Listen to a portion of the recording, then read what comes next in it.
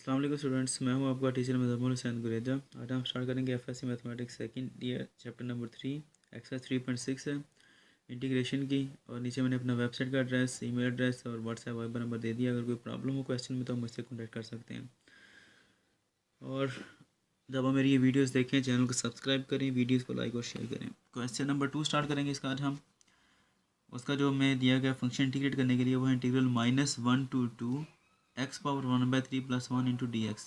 अब ये फंक्शन भी इजी है, अलजेब्रिक फंक्शन है, दो टर्म्स पर मुश्तमिल है, तो इसलिए हम क्या करेंगे, इसको भी पहले अलग अलग इंटीग्रेट करेंगे।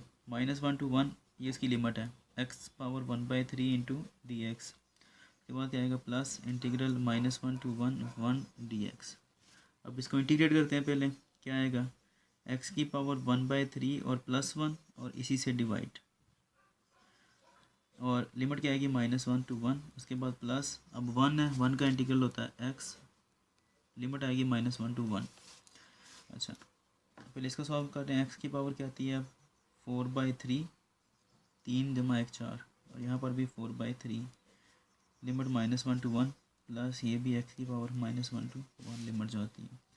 इनमें से 4/3 आ रहा है, जब हम इसको इन्वर्ट करते हैं ऊपर लेकर जाएंगे तो क्या आएगा, ये 3/4 हो जाएगा। और साथ में क्या आती है, x की पावर 4/3 -1 to 1 प्लस x की लिमिट -1 to 1। अब इसके ऊपर अप्लाई करते हैं लिमिट को, तो क्या आएगी, वो अपर लिमिट x की पावर 4/3, सॉरी x की जगह पर क्या आ जाएगा, 1 आ जाएगा, 1 की पावर हो जाएगी 4/3, माइनस लोअर लिमिट आ जाएगी -1 की पावर 4/3, प्लस अब ये क्या आएगी, यहाँ पर भी ऐसी लिमिट अप्लाई करेंगे तो upper limit minus lower limit, lower limit जो आ रही है -1 आ रही है, तो इसलिए हम -1 रखेंगे इसको। अब यहाँ पर एक छोटा सा मसला पैदा होता है, वो ये कि पावर फ्रैक्शन में आ रही है, हमें ये नहीं पता कि ये पावर प्लस है, इवन है कि ऑड है, क्योंकि यहाँ पर आ रहा है -1 की पावर आ रही है समथिंग। हमें ये पता है कि -1 की पावर अगर हमारे पास आती है इवन तो ये +1 होता है, लेकिन अगर -1 की पावर ऑड आती है तो ये -1 होता है। अब यहाँ पर कौन सा आएगा, ये इवन है या ऑड है, 4/3।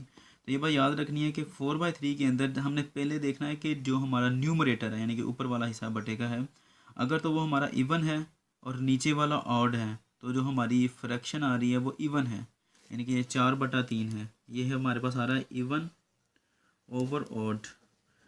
तो ये जो फ्रैक्शन होगी, अगर ऊपर इवन आ रहा है तो ये फ्रैक्शन हमारे पास क्या होगी, इवन फ्रैक्शन होगी।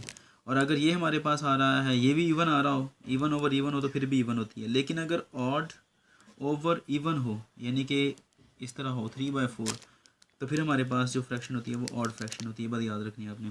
अब ये वाली जो फ्रैक्शन आ रही है हमारे पास की, जो पावर है 4/3, ये क्या आ रही है हमारे पास, ये इवन है, इसलिए -1 जो होगा वो +1 बन जाएगा। तो इसकी पावर क्या हो जाएगी, +1, क्योंकि आपको ये पता है कि 1 की पावर जो मर्ज़ी है वो 1 का 1 ही रहता है जब उसको सॉल्व करते हैं। माइनस, लेकिन फ़र्क किस पर पड़ेगा, इस माइनस साइन के ऊपर, ये वाला जो -1 के साथ आ रहा है, 1 के साथ आ रहा है माइनस यहाँ पर। तो -1 की पावर अब ये क्या आ रही है, इवन आ रही है, तो इसलिए ये भी क्या हो जाएगा, ये +1 ही रहेगा, ये वाला माइनस एज इट इज़ है, ठीक है। उसके बाद प्लस ये 1 माइनस माइनस क्या हो जाएगा, +1 + 1 क्या होता है, 2, ठीक है। अब ये -1 +1 कैंसिल आउट हो गए, तो ये सारे का सारा क्या हो जाएगा, 0, पीछे का बचेगा 2। यही हमारा आंसर है। उम्मीद है कि आपको समझ आ गया होगा। अब इंशाल्लाह नेक्स्ट क्वेश्चन में आपके साथ मिलते हैं, तब तक के लिए अपना ख्याल रखें और मुझे दुआ में याद रखिएगा। अल्लाह हाफ़िज़।